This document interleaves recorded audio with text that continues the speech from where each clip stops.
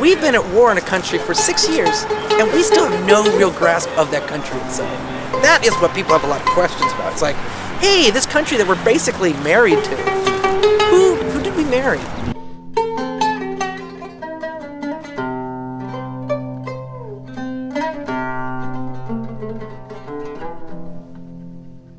This is about really enabling a certain level of conversation around the country in a very small way, really. The level of conversation within the media or the TV media hasn't been the best quality.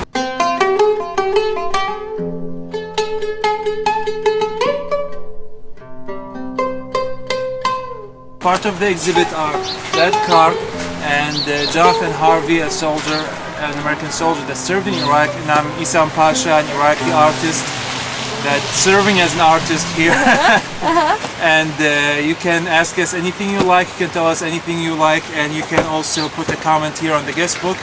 It started as a show in New York City. It's on its way to LA, and basically there's a lot of places in between, so we're going to stop along the way, and it's really just promoting dialogue.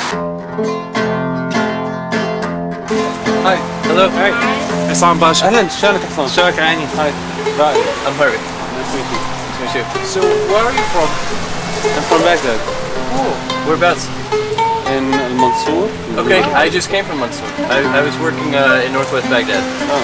Al-Mansour, Ghazaliya, Kadamiyya. So you were with the military? Yes. So how come you chose to bring like a car destroyed as a result of internal conflict in Iraq rather than something that symbolizes the U.S. invasion? I mean, this seems like a highly politicized... Well, we do have some. We've got playing cards that are given to U.S. soldiers to try and teach them how not to destroy the country's heritage. Well, the choice of the car is by the artist. The artist is an English artist, Jeremy Diller.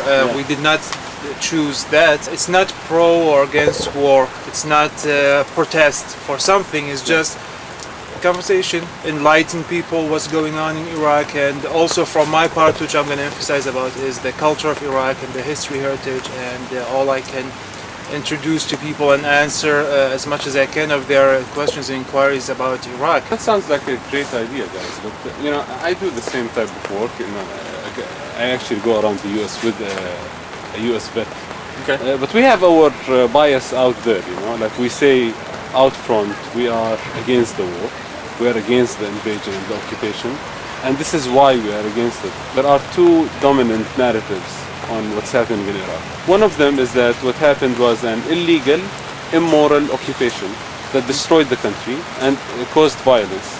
And the other says it's like Iraqis are crazy Muslims who kill each other, and that's why there is violence. I don't think those are the only two narratives about the war. And in fact, I think that it's almost setting up a straw man, because one of those narratives is so completely... it undermines itself and is completely illogical, such as to lead one necessarily to the other narrative. But I think that's a false dichotomy. I think it's much more complicated than that. It is.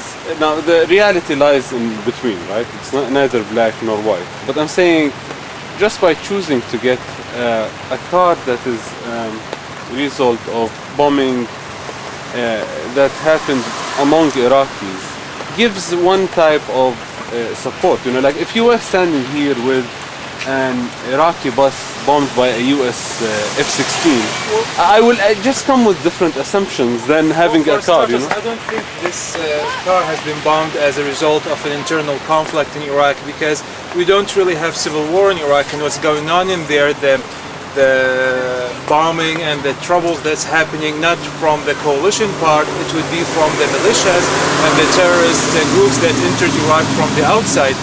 I would not blame the Iraqi population for any bombing going on. Nobody takes his weapon or buy those expensive explosives and bomb somebody else. So it's not really a public conflict. It's just terrorist actions from different groups, whichever they are. I love dialogue, and I like to chit-chat about the issue. But there are some issues out there that I think they are a little bit more controversial than just chit-chatting about, you know. I mean, like for example, I mean, not to compare the size of disasters, but no one will set a tent here and say, let's talk about the Holocaust. let's chit chat about the Holocaust. Are you for it? Are you against it? Do you believe it? You don't believe in it? And that's like an issue that people will be like, whoa. We're just a few blocks away from a museum dedicated to it. So I mean, but the museum does not chit chat about it. It brings, one memorial about a human tragedy, or like other issues. Like for example, no one can sit a tent here and talk about slavery, and say, we're not coming here with a position on slavery here. We're just talking about the issue and to understand it. You see, talking about the occupation of Iraq, I think is a little bit more controversial. And I don't know where you're coming from, whether you're against the war or for the war. But I'm just saying, I would have loved to see it in a little bit in context. What are we dialoguing on? Like for example, are we discussing the future possibilities in Iraq? Should we stay there? Should we end the occupation? Or are we just talking about, these things, So like cards that say, respect Iraq's heritage, and in Arabic it say that in Afghani it says, respect the Afghani heritage, in the same card, right? So it has pictures of soldiers on it saying, use your camera to document sites, respect. I mean, this is really offensive, It's really offensive to me to see these things, because the right way to respect Iraq's heritage is not to invade the country. Right. The right way is not to bomb the hell out of Iraq, The soldiers that's given to don't have the choice of whether to invade the country, because those are policy decisions. I agree. But we are not here as soldiers. We are here discussing the issue. Exactly, and for the benefit of the exhibition and for the benefit of us, that what you're saying, which I agree with you, is going to be documented and people are going to hear you. The thing is Iraq only about the war and invasion? Is Iraq only has been hurt with this invasion, or was it hurt by the Iraq-Iran war, or was it hurt by the Mongols invasion? I believe you can talk about Iraq in many different aspects and many different occasions, more than the war. Let me put things in context again. Let's say someone comes here from New Orleans while the city is flooded, right? Like people are dead in the streets, bodies are flooded, and they come here and they want to speak about Cajun food.